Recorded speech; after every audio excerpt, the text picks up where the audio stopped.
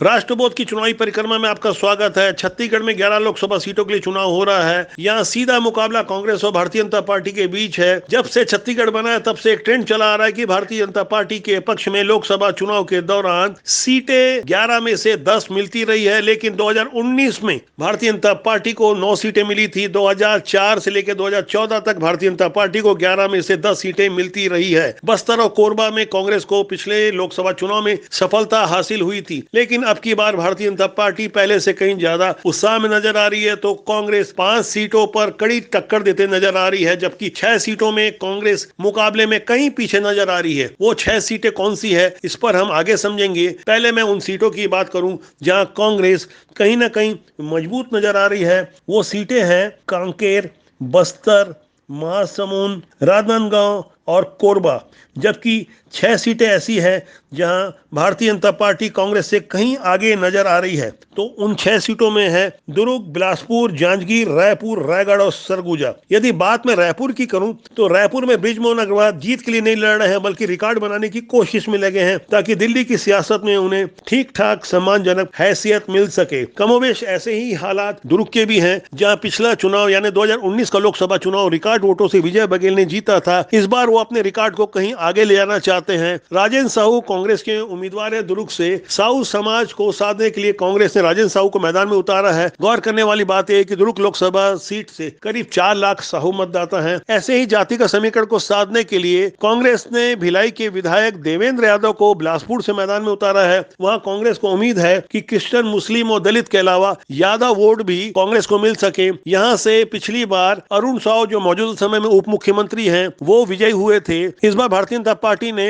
पूर्व विधायक तोखन साहू को मैदान में उतारा है। उनकी स्थिति देवेंद्र यादव के अपेक्षा काफी मजबूत नजर आ रही है। कुल मिलाकर भारतीय जनता पार्टी ने इस बार पुराने जीते हुए 9 सांसदों में से सिर्फ 2 को ही रिपीट किया है। इनमें संतोष पांडे और विजय बघेल हैं। बाकी 7 जीते हुए सांसदों को इस बार टिकट नहीं दी। बात यदि संतोष पांडे की जाए तो राजनांदगांव में उन्हें भूपेश बघेल सीधी टक्कर देते नजर आ रहे हैं। मैदान में उतरते ही पूर्व सीएम भूपेश बघेल ने बड़ी बड़ी बातें करनी शुरू की, खूब सारे दावे किए, लेकिन धीरे धीरे माहौल पलटता नजर आया। अब स्थिति भारतीय जनता पार्टी के पक्ष में कहीं ज्यादा बेहतर और मजबूत होती नजर आ रही है। दरअसल संतोष पांडे की सौम्य छवि उनकी बहुत बड़ी ताकत मानी जा रही है, जबकि भूपेश बघेल जिस तरह से आक्रामक ढंग से अपनी बातों को रख रहे हैं, उसका प्रतिकूल असर राजनांदगांव के मतदाताओं में देखने को मिल रहा है। संतोष पांडे फिलहाल मुकाबले में भूपेश बघेल से आगे होते नजर आ रहे हैं, जबकि भूपेश बघेल के अपने ही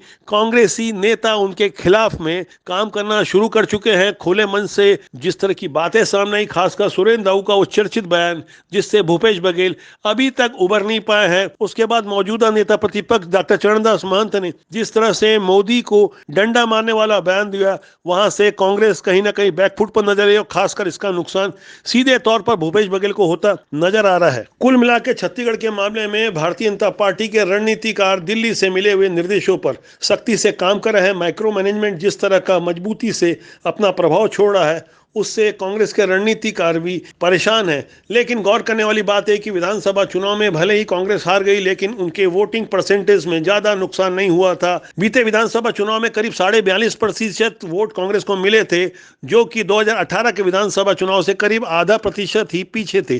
जबकि भारतीय जनता पार्टी ने अप्रत्याशित रूप से 13% से ज्यादा की उछाल के साथ एक तरफा विजय हासिल की थी।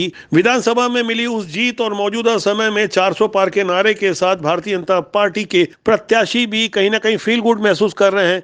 इस अति उत्साह का नुकसान भी कहीं ना कहीं भाजपा को उठाना पड़ सकता है। वो नुकसान जीत के अंतर की कमी के रूप में देखा जा सकता है। फिलहाल भारतीय जनता पार्टी के लिए स्थिति काफी मजबूत बताई जा रही है। आगे भारतीय जनता पार्टी के स्टार प्रचारक जैसे ही मैदान में उतरेंगे और कांग्रेस के नेताओं से सीधे उनके संवाद की तुलना की जाएगी, तो इसका भी फायदा भारतीय जनता पार्टी को मिलता हुआ नजर आएगा। चुनावी परिक्रमा का यह दौर आगे भी जारी रहेगा। आपसे उम्मीद है कि राष्ट्रबोध को सब्सक्राइब करें। Election desk, राष्ट्रबोध।